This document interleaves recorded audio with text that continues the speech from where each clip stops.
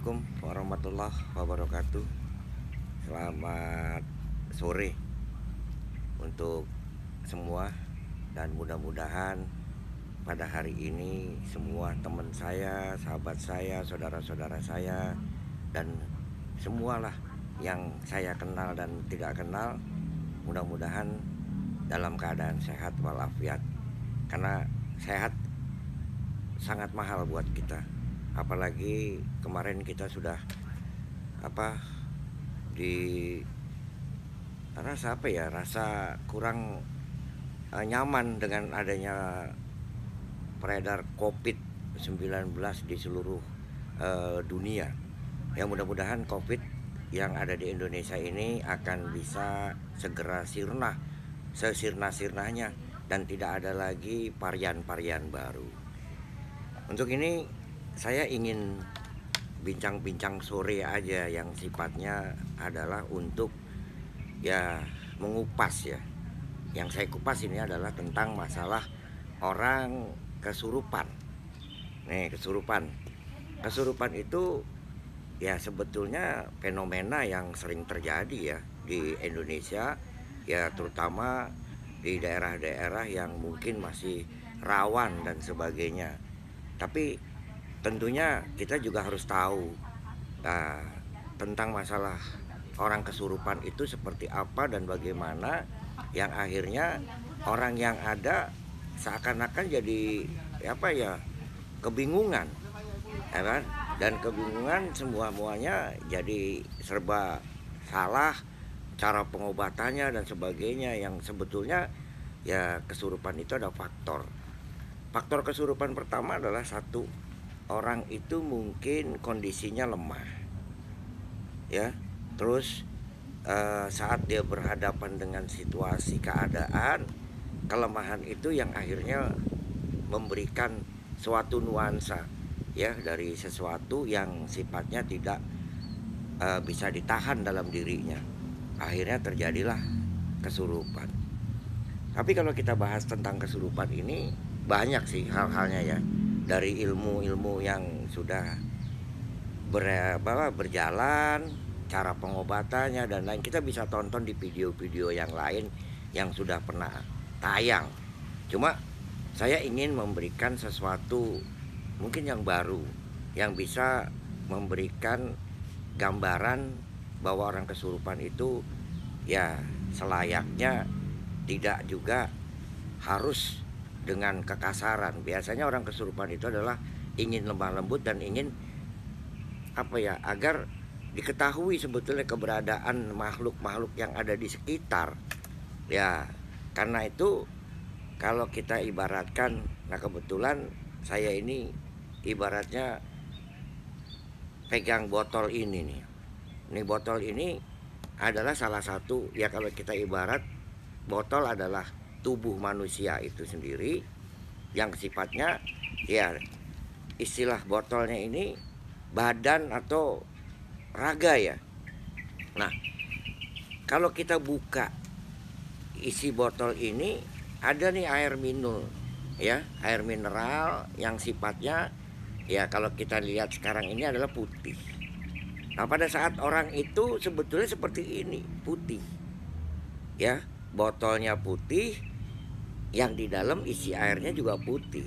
Nah, tapi pada saat orang itu kesurupan, terjadi salah satu yang akhirnya air botol ini bisa berubah menjadi apa? Menjadi kopi, menjadi susu, dan menjadi teh.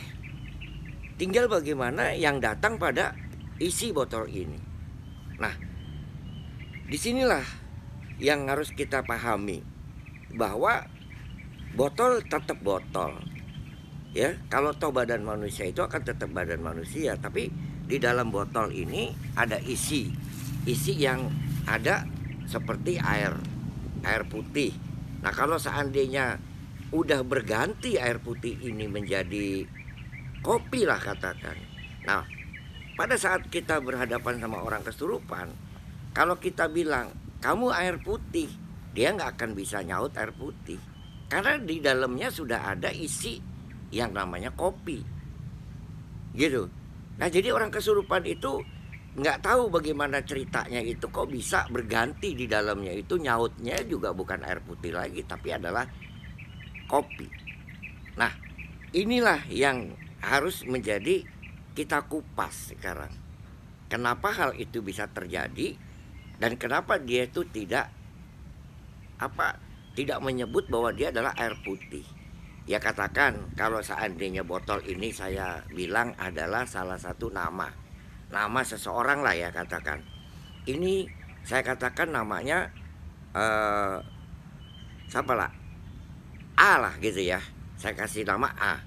Nah, A dalamnya ini juga kan pasti akan nyautnya A. Tapi pada saat orang itu kesurupan, maka A ini yang isinya adalah A menjadi berubah di dalamnya. Badannya tetap A, tapi di isinya itu jadi B. Ya, katakanlah kalau sekarang isinya itu air putih dan pada saat orang itu kesurupan, maka jadi kopi, maka dia akan nyautnya jadi kopi. Ya, katakan A itu adalah air putih, B itu adalah kopi. Jadi kita sebut A, dia tidak akan pernah menyebut A lagi. Dan dia bilang bahwa saya bukan A, saya adalah B. Nah, itu kenapa? Karena ini, kalau kita ini udah kebuka nih. Kalau orang kesurupan itu udah kebuka ininya. Ini tutup ini atas ini. Nah, kalau sudah terbuka, maka air yang ada di dalam sini putih itu akan berganti menjadi kopi. Itu tergantung tutup bukanya ini. Nah, makanya orang kesurupan itu ada sedikit keterbukaan. Keterbukaan apa? Keterbukaan alam, ya, alam batiniah. Yang mungkin fenomena ini sering terjadi. Nah, alam batiniah ini tidak ada ukuran. Orang itu dianggap lemah, orang itu dianggap kuat, bukan karena badannya, bukan karena dia sering ceria, tapi satu waktu itu akan menjadi lemah. Nah, kelemahannya di mana? Ya tergantung kepada manusianya itu sendiri.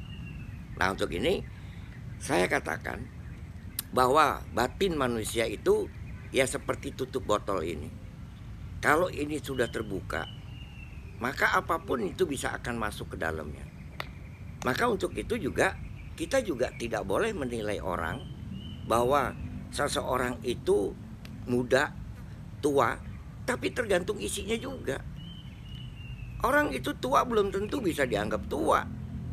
Karena isinya pun kadang-kadang bercanda dan sebagainya kayak anak-anak. Yang akhirnya apa? Ya itu yang saya bilang kesurupan juga. Kenapa saya bilang kesurupan? Dia orang tua yang sudah punya anak cucu, ya kan? Tapi ngomongnya gayanya gaya anak muda. Udah gak pantas. Nah, itu kesurupan. Jadi kesurupan ini bukan yang sekarang kita lihat juga fenomena ya. Fenomena yang keluar, yang orang mungkin ada di sekolahan, ada di tempat-tempat wisata, tahu-taunya kesurupan. Itu fenomena yang harus kita pelajari. Sebetulnya kita belajar dari kesurupan tadi, bukan kesurupannya, tetapi itu mengajarkan juga pada kita bahwa kita juga jangan kesurupan, gitu loh.